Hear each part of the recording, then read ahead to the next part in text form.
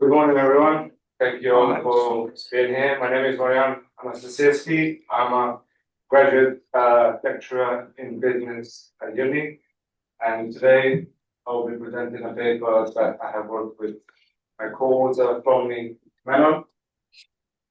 The title is From Talent Identification to Retention: How do we embed talent management in sustainable development in football?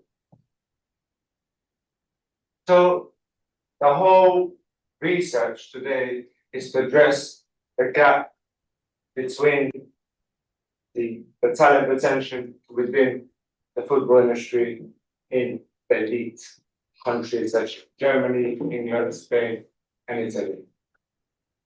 Also, I will introduce ITSF, a model that I have created with my co-author, Integrated Talent Sustainability Framework. So, as we can see from the past literature key studies, everyone focused on the talent identification, but no one focused on the actual retention. How do we retain talent? How do we modify those things? And since then, the research is quite limited. The research objective is to critically evaluate the existing talent identification and all retention practices within the elite European football academies and to analyze the structural differences. Also, the aim would be to examine how the embedded talent management practices affect. So within football, as an ex-football professional player, talent retention is very selective as we speak. You have to be known in order to be identified. It's not always about talent. This is the actual framework that I have developed.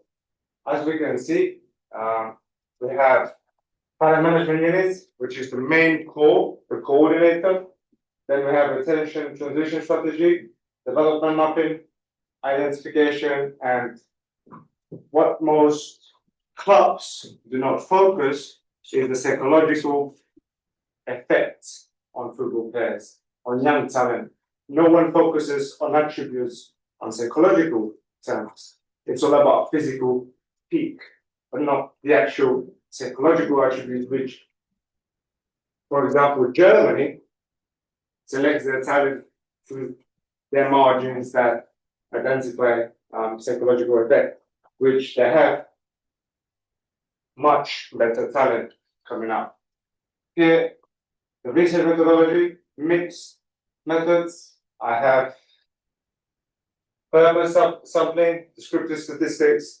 I've analyzed data from UEFA and also findings prior to stakeholder interviews. From what we can see now, this is very interesting. When we compare academies from the Premier League, Bundesliga, and La Liga, we can see that Premier League has the lowest retention rate, followed by La Liga, 81, which is quite high, and then we have Bundesliga, 84, which is the highest. It's all about consistency. Then it's very interesting to understand that not all that retention date will focus to progressing to the first team. As we can see, the progression to the first team in Premier League, surprisingly, is only 12%. There's no English talent that we have. So we get the talent from elsewhere. Whilst in the Bundesliga, 28 progress into their first team, and therefore they sell their talent elsewhere. So this is a broad kind of methodology and ideology where you can actually profit out of it if you create a consistent HR platform. And then La Liga, 24% respectively. The dropout rate, interestingly, Premier League has 31%. So a lot of players drop out without even having the chance to start. Those are based on psychological factors. So when we see the key findings, structural integration, we can see that German and Spanish academies operate with cross cross-functional integration. English academies demonstrated structures with weak internal coordination between HR and coaching, meaning they're rigid. They have a more static HR with rules that follow and not focus on young talent. As we can see, the figure illustrates that programs, in order to be developed, have to have performance management, acquisition of a talent, and cross-functional planning. Again, the retention metrics, Germany is as, there's a reason for it, because Germany focuses on young talent, whereas England wants to buy a ready product. The dropout rate before age of 18 for England is 31%. That says a lot. This demonstrates the link between the structural integration and retention effectiveness. So there has to be a change in English structure. Now, transition strategy. We can see the progression to the first theme. Again, Germany has the highest, followed by Spain, and then we have English League, where only 12%. So, as we can see, the English system has a long-term development. And we can see that a lot of English talent actually leave from England to play elsewhere. Even though the English League, ironically, is one of the best leagues to be watched and has most investments, talent goes elsewhere. And now I've created a comparative dropout chart. We can see Germany, the least. Dropout versus progression versus retention. We can see that Germany leads again. And now, one thing they have in common, Germany and Spain, their retention rate whilst implementing talent management units. England does not have talent management units where it coordinates those two things. The insights, player satisfaction. It's very important to understand that, especially young talent, you have to see it from a psychological point of view. It's not just the physical attributes. So we can see that in England, they have the lowest player satisfaction in academies, whilst in Germany and Spain, respectively, is much higher. So the expectancy of this is that everyone believes that the training will lead to performance. Well, in factuality, actually, is the belief that performance will lead to progression, so promotion to first team. So if as a talent, I don't feel that I'm not going to progress to the first team, I am going to drop out. So the value is based on the outcome. For example, becoming a professional football player. And this ITSF can be implied in any business sector. It's not just in football. Study limitations, case studies are very low.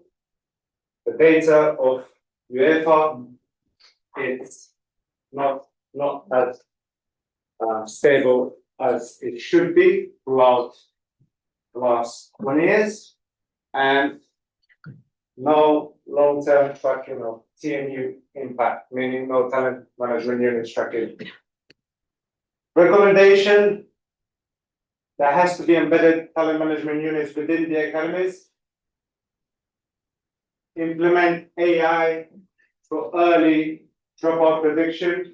As we spoke earlier, the uncertainty of AI, ironically, AI can be used for positive things, such as implementing AI for early dropout prediction and regular cross-functional review meetings.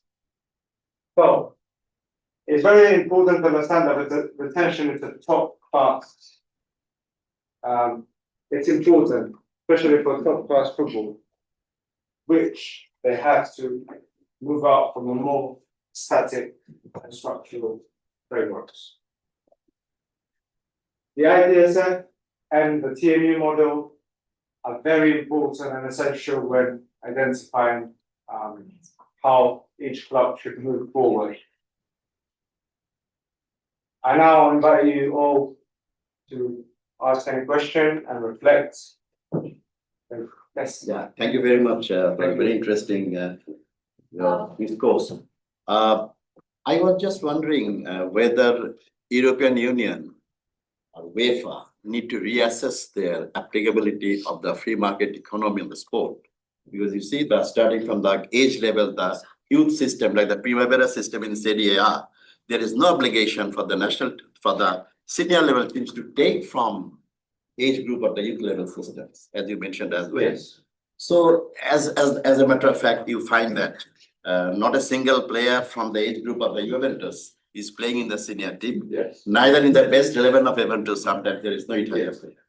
So don't you think the time has come to reassess the free market system of the UEFA European Union that has spoke? Definitely. Thank you for the question. It's a very interesting question. And in fact, that's why the new ITSF system will highlight that UEFA is doing something wrong, clearly, because you're not now identifying talent and you're not helping the framework itself to evolve, but you actually adjusting to a more political movement, because now there's a lot of investments, there's a lot of internal politics, as I say, in football clubs, and that's why talent are always ignored in a sense. Yeah. So I do agree that UEFA has to change in order for talent to be recognized abroad. And there's a lot of talent in Asia, which I highlighted in my first research paper, which again, it's all about how politics gets involved into football. As we all know, it's a business. Yes.